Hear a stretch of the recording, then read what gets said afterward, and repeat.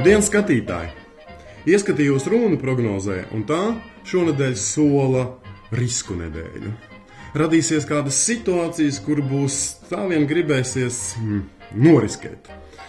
Bet, kā jūs zinat, risks kādreiz attaisnojas un kādreiz nē, tāpēc ir jēga padomāt un apdomāt riska iespējamos ieguvumus un iespējamo cenu.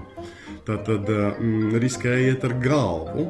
Ja izdarīsiet pareizi izvēli, ja riskēsiet prātīgi, gandarījums būs milzīgs. Ja ne, tad jūs riskējat, ka tāds nebūs. Ko par risku teiks citi kolēģi, es nezinu, bet noriskēsim viņus paklausīties. Didis minēja riska cenu. Risks ir viena ļoti interesanta padarīšana. Riskam blakus stāv no vienas puses ieguvumi, no otras puses zaudējumi, pie kam jo lielāks risks, jo lielāki ieguvumi un lielāki iespējamie zaudējumi. Ļoti svarīgi ir apdomāt vienu lietu, vai tas ir risks, vai tā ir muļķība.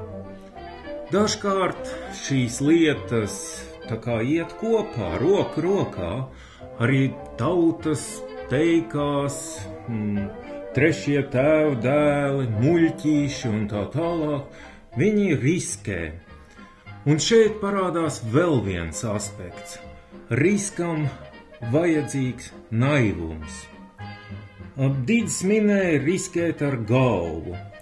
Ja jūs riskējat ar galvu, jūs galvu zaudējat.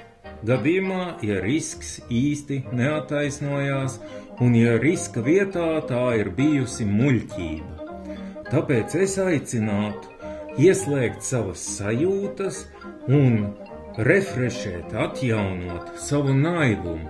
Kādreiz mēs bijām maziņi, kādreiz mēs bijām naivi, tagad mēs esam lieli, mēs domājam, visu pārdomājam, baidamies riskēt, mēs neriskējam iet pēc savas lielās dzīves laimes, mēs esam gatavi samierināties ar mazu laimīti, jeb mazu nelaimīti, tikai lai neiebrauktu lielajā purvā. Lielais purvs ir tādā gadījumā, ja tas nav bijis risks, bet tā ir bijusi muļķība. Mani uzrunāja tas, ko tu teici, kā bija bērnībā, tā, kad mēs bijām mazi. Mēs jau tad neriskējām. Mēs izdarījām izvēles, bet tas viss bija piedzīvojums. Jo nevienu brīdi, neviens maziņš bērniņš neiedomājas par to, ka tas tagad ir risks.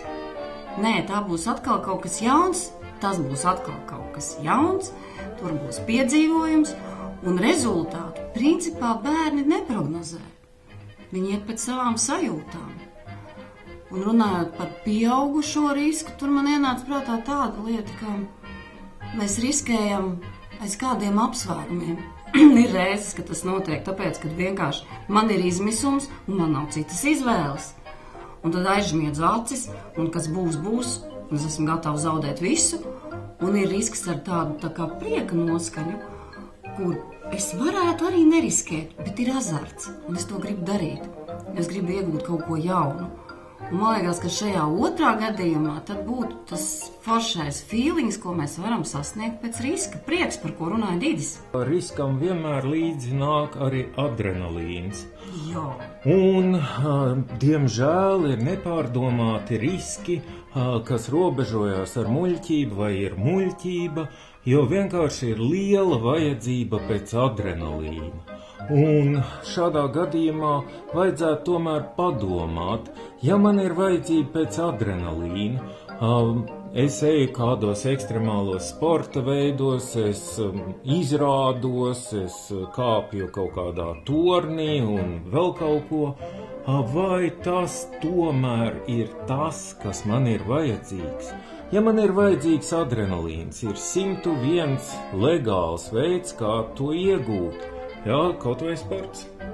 Jēdzīgs sports. Vai kaut vai tā pati kāpšana arī tajā pašā tornī, tikai daram to droši, jo adrenalīns jau būs jebkurā gadījumā. Piedzīvojums arī būs.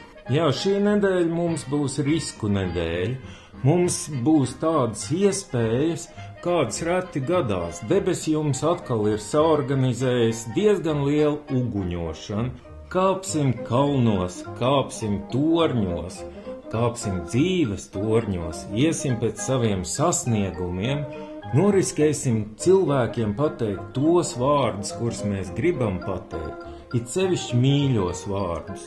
Dažkārt mēs kautrējamies, un tad ir tas pats adrenalīns pieiet klāt cilvēkam un pateikt, tu esi baigi foršai, baigi foršā, tu man patīc, es tev mīlu.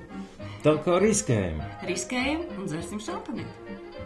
Es attiecībā uz riskiem ieteiktu būt piesardzīgiem un šampanieti iegādāties jau nedēļas sākumā.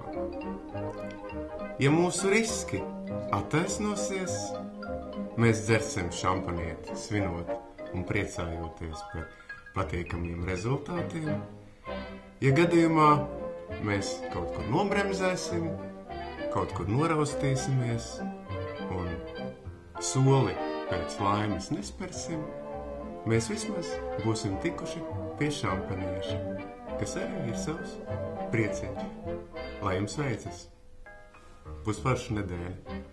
Būs tā.